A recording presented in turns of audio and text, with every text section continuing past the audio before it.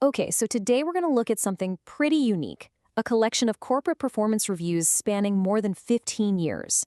Now, this isn't just a pile of paperwork. It's actually a detailed blueprint that maps out an incredible career in tech, showing a journey from a hands-on engineer all the way to a strategic leader.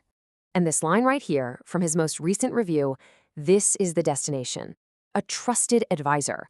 That's a level of influence that goes way, way beyond just being good with computers. So how did he get there? Let's unpack that. I mean, that's the big question, right? How do you actually make that leap? This is a story about evolving beyond just the code and the servers and really learning to see the bigger business picture. All right, so here's how we're going to break it down.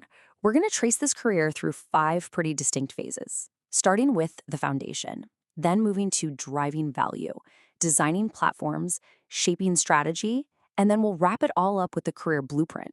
Let's dig in. So our story kicks off way back in 2007. The early reviews paints a really clear picture.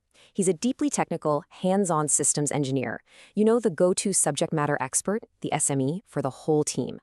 I mean, just look at the variety of work here. It's not just one thing. He's writing scripts, he's debugging servers, he's evaluating new technology, and he's even responding to huge security threats like the Conflicker worm, which, if you remember, was a massive deal at the time.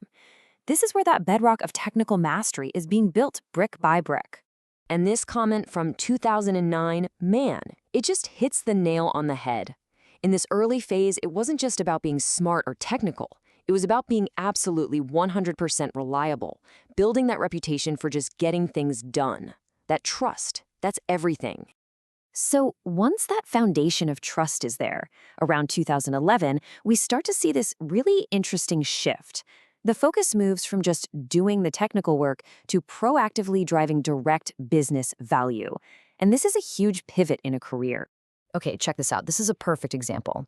A massive software deal is on the table, and it would have been really easy to just stamp approved on the renewal. But he didn't.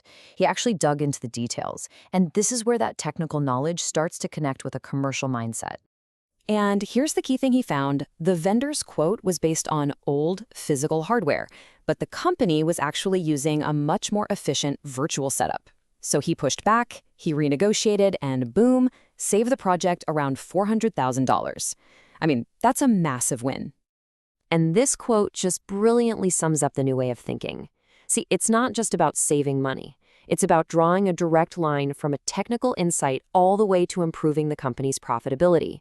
He's not just talking tech anymore, he's speaking the language of the business. And you can literally see this shift happening right in his job title. In 2011, he's the technical lead. By 2013, he's the acting manager. He's formally taking on leadership, setting the team's direction. He's moving from just providing technical guidance to providing real leadership. Now let's fast forward to 2020, and we see the next big jump. He's moved beyond managing systems or saving money on a single contract. Now, he's actually designing the massive, complex platforms that the entire business runs on. He basically took ownership of the long-term architecture for the Verizon Cloud Platform, the VCP, which is kind of the engine for so many of their services. And as you can see, this wasn't some one-and-done project. He was guiding its evolution through multiple huge upgrades, literally shaping the foundation of the company's cloud. And this is a fantastic example of thinking strategically.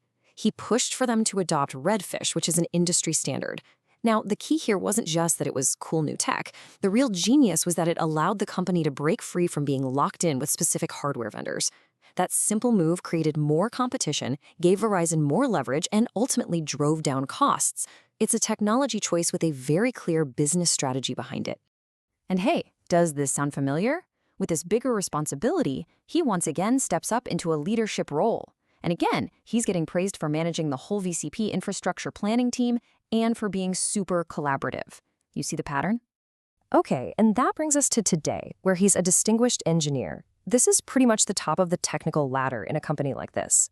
His job now is all about shaping long-term strategy, tackling the most wicked problems, and mentoring the next generation of engineers.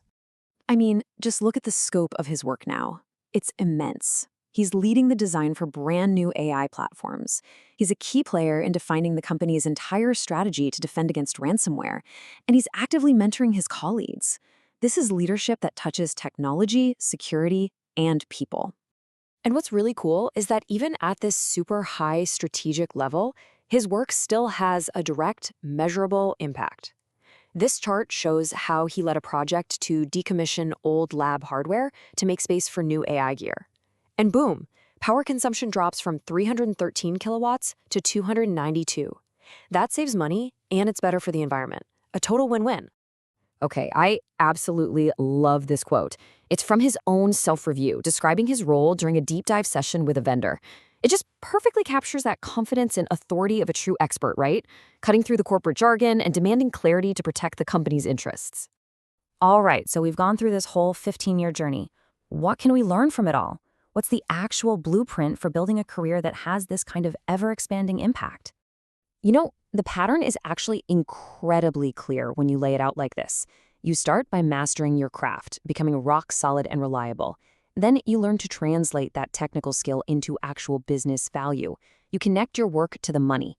From there, you evolve into a leader who mentors and enables other people. And finally, you use all that experience to stop just maintaining the present and you start architecting the future. So here's the thought I want to leave you with. We all kind of dread performance reviews, don't we? We see them as this bureaucratic chore we just have to get through. But what if we're looking at them all wrong? What if we saw our own reviews as a map, a blueprint that doesn't just show where we've been, but actually gives us all the clues we need to figure out where we can go next?